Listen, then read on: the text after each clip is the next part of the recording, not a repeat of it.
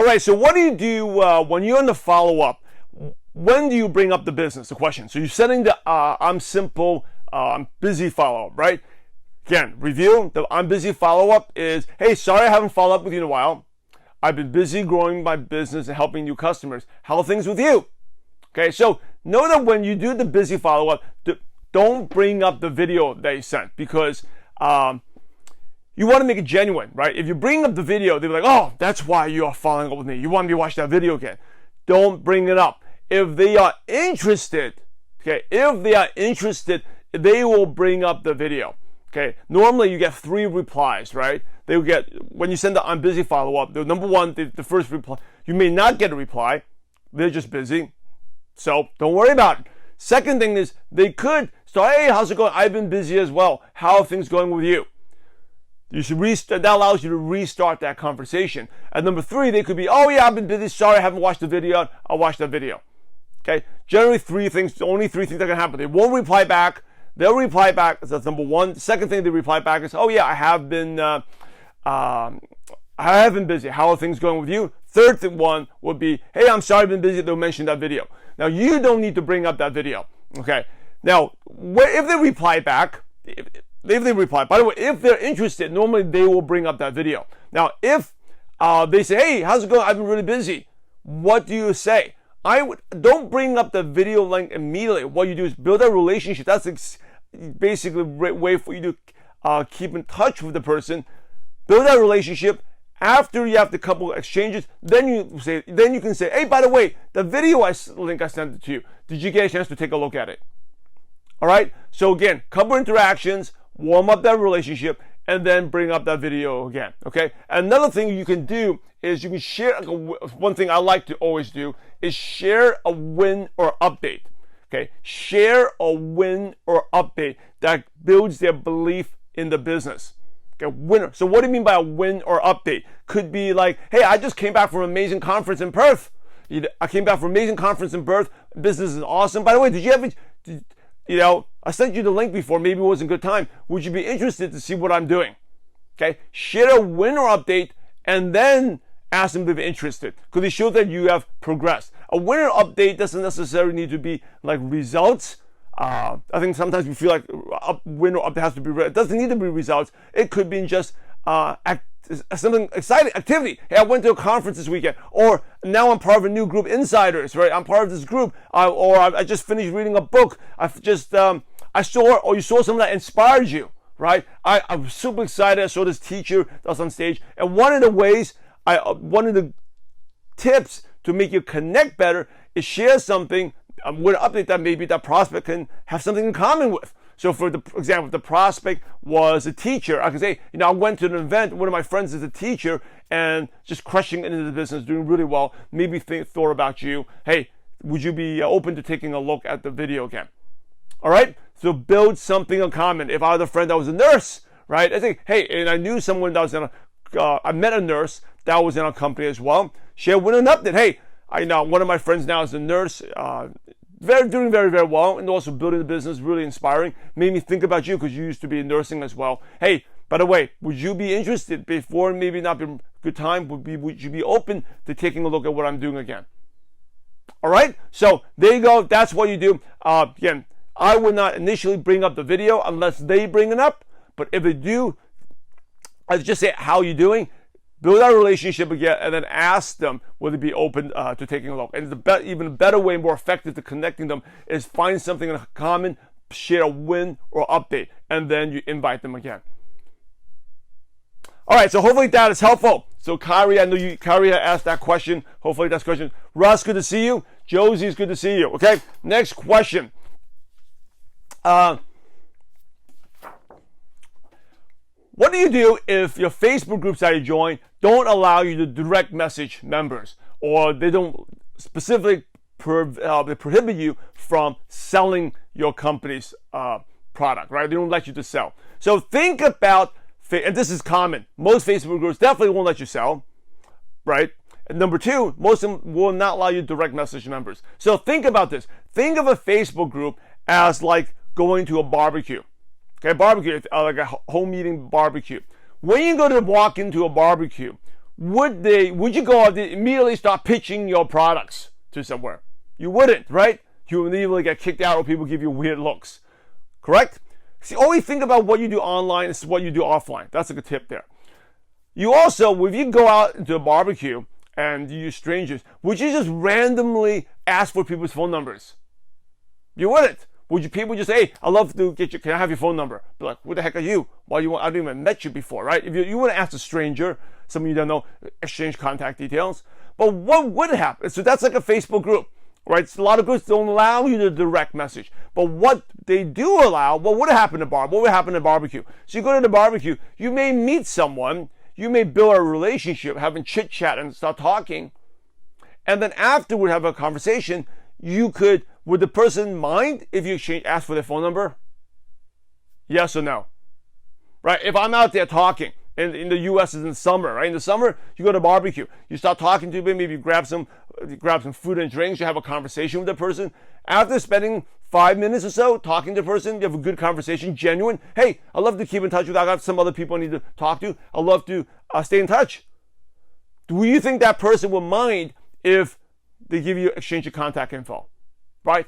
Definitely not. So think about that in the Facebook group as well. When you comment, like, add message, if they don't allow you to message them immediately, you can, on the comment thread, just comment back and forth. Okay, use the comment thread, comment back and forth. Hey, I'd love to connect with you. Let's take this conversation offline. Can I private message you? Or I'd love to connect with you. Could you add me as a friend? Okay? So there you go. All right, that is how you get around. Now, what happens if people start asking you, what are you working on? I'm sure depends what it is. So if people are specifically asking you what you're working on, like that, if someone, just think about it. If I was at a barbecue and someone asked you, what specifically you're working on? Why do you want to talk to me? Just say, I wouldn't bring up what I'm talking about. Okay, I would not bring it about talk about my business, because that's instantly will get people. Remember, when you want to go to Facebook groups, being a good networker, a good leader, you're always thinking long term. You want to collect friends, right? One of the all-time greats in network marketing, Jeff Roberti, he's earned over $100 million in network marketing. He always saying he likes to collect money. He collects friends. So when you go into these Facebook groups, really have an intention that you're not just to find, quote unquote, find prospects, to recruit there. Collect friends. Because you never know, by the way, where those relationships will lead to. You always want to meet new people, right? When I'm going out in an event, I never say, oh, this person could be potentially a client. I never think about that. Collecting friends. I mean, they may not join my business. They may not do anything, but they could, our kids eventually could be best friends. Our kids could be doing something together. Or years from now, who knows? They could help me buy a house, right? Help me buy a car. You never know. So have an intention to collect friends. Think about when you go to a barbecue, if you have an intention to go, I'm going to go recruit and find prospects. Generally, you don't do really well there. Yeah, you're not going to connect with people well because you have a hidden agenda. By the way, people can see that dollar sign on your head if you have that attitude. So go out there, just genuine, collect friends. Meet people. If they ask you, what you're working on, say, I do a lot of things. I have a side business, but I always just tell them what you're working on, but I would not pitch them. Okay? I would not pitch them. And so there you go. All right. But you can say, I just want to be connecting with friends. Just connect. And if they ask you like that, you know that they're not probably open right now for invite. All right? But doesn't mean they're not going to be a good prospect later on. You can still be a friend and just build a relationship. Right? And then you can post, and if you're engaging with them, they will see what you're posting. Eventually, you create curiosity. They would ask you. Or they may not be a prospect, but at least, yeah, you're collecting friends. And the goal is, networking is really a long-term game where that person that's not into the business could be someone that give you referrals or joins later on. But really, any type of networking, whether online, offline, have a go. I'm going to collect friends. I'm going to grow my network, and I'm going to provide value there.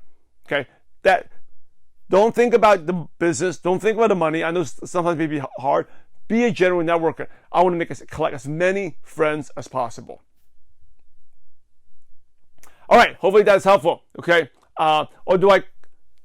Yeah, you can follow up in 2 or 3 weeks. You could. Okay. So after 2 or 3 weeks, you could follow up with them, and yes. Okay, but think about collecting friends. Don't worry about when I need to follow up. They're people. Don't treat them as quote-unquote prospects, right? The more friends you have, the better they have. So build that relationship with them. Okay, people who are top leaders, they don't necessarily say, when can I follow up with them? Don't worry about it. Collect friends. Okay, is there, now some people 2 or 3 weeks, some people can 2 or 3 days. They love you. They could do it. Some people take 2 or 3 weeks. Every situation is a little different. See how the relationship is, how it goes. All right? Okay, next one. Question is, what's the best way to inspire the dead? Easy way, best way to inspire the quote living dead, the downlines who don't do much, is by leading by, number one, you don't. Okay? Don't waste your time inspiring the dead. If you look at the DMO here, it doesn't say when to inspire the dead, when to wake up the dead. It's about recruiting. It's easier to give birth than to raise the dead. Okay? Only way to motivate your team is by leading by example. Leading by example. No matter what you say, it's not going to do anything. You lead by example. People are buying your commitment, your change, your conviction. Okay? Commitment, your change, and your conviction, and being consistent. Right? And the only way to do it, you recruit. So it's just that you bring 5 new team members in there. They'll be like, wow, what are you doing? Right?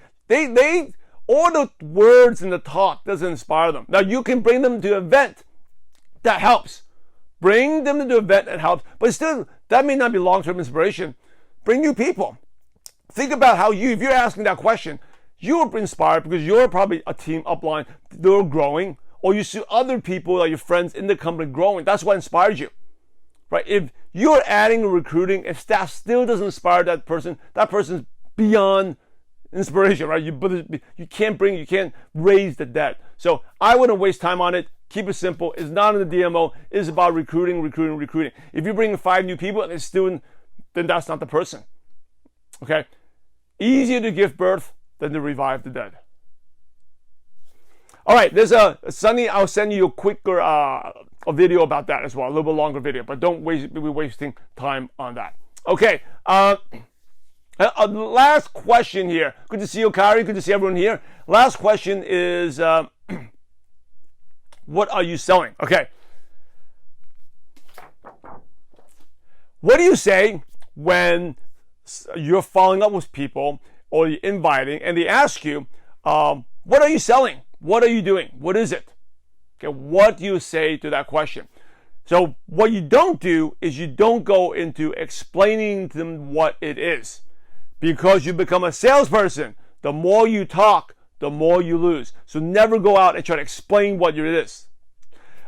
Even if you did the best presentation, remember your prospect always thinks they got to do what you did to them. So they'll bring up later on they're going to bring up I can't sell objection. I don't know many people objection, right? Your prospect's always thinking they got to do what you did to them. They're repeating the process. So if you're pitching, they think they're going to do it. They're not going to join the business because of that, right? The more you talk, the more you lose. You got to talk less to more people. So they ask you, what are you selling? Simply just say the industry you're in. So just say you're in health and wellness, or I'm in energy, right? Or I'm in the travel. Say what industry it is, and then ask them, hey, take a look at this. I can send you a quick video that explains everything. So I'm in the health and wellness. If you're really health industry, if you're really interested, take a quick look at this video. This video has been watched, edify the video. This video has been watched 50,000 times and made a huge impact on me. It's really made a huge impact in this country. Take a look at this. I can send it to you. Okay? Create that curiosity, edify the video. But what you don't want to do is explain. Now, so again, talk about the industry. I say I'm in the health industry. Take a look at this video. This video has been watched how many 50,000 times, been downloaded, made a huge impact on me. Let me know if you're interested to take a look. Okay? If they say, well, if they say, can you explain it to me instead? No, send me the video. You don't. It says, you know what? If you cannot watch the video, then it's really not for you. Because to save you time and my time, take a look at the video. Okay? Those are magical words. To save you time and me time, to save you time and me time, take a look at the video. It'll be really quick, and you have a much better idea about what we're doing. Okay? Be insistent. If they don't watch the video, then you take it away. So you know what? I know you are, take it away nicely. Say, hey, I know you've been very busy. You're very, very busy right now. If you can't watch the video, no worries. This is not for you then. Right? Take it away. You want to create that curiosity, but never go into presentation mode. Once you start talking, explaining what it is, you are going to lose that prospect. All right. Hopefully that is, there you go. It's, you know what, Jules? It feels very cold, but you can't be explaining, right? That's not the business. If you want to make it sound better, say, I'm not into sales. I don't do sales. This video will watch it. And if you can't watch it, you can say nicely, right? If you can't watch it, I'm busy. I don't have the time to explain it to you. I got a lot of things going on. I have a lot of other customers I have to help. If you can't take the look to watch the video, this is not for you. And normally, people are not really worried about what you say. They're just looking for posture. They're looking for posture. Okay? It's not like, doesn't matter what you say. They're not going to, if it's a friend, same thing. If it's a friend, say, hey, I got a lot of things going on right now. I got a lot of things I'd love to share with you, but I got a lot of things going on, but it's very, very exciting. And I don't do sales. I don't present. I don't explain. This video can explain it way better. And to save you time, this is really for your favor. It will save you a lot of time. It will be much, much quicker than for me to explain and messaging you back and forth. Okay? Now let me ask you, let me see some questions here. When they reply on the video I've sent out, they ask me, how can I help you? Okay, so what do you say? So what do you say to a prospect if they watch the video and they say, how can I help you? I would say, hey, you know what? This is not about you helping me. It's about me helping you. What did you like best about the video? Okay? The best way to answer a question is with a question. If they think they're helping you, the postures are wrong, right? The best thing you're going to say is going to help make them join. Because they think they're doing you a favor. In return, we are doing other people a favor, offering a great product, offering a great opportunity. So if they say, like, hey, how can I help you out? They say, you know what? This is really about me helping others. What did you like best about the video? Okay, turn the question back on them.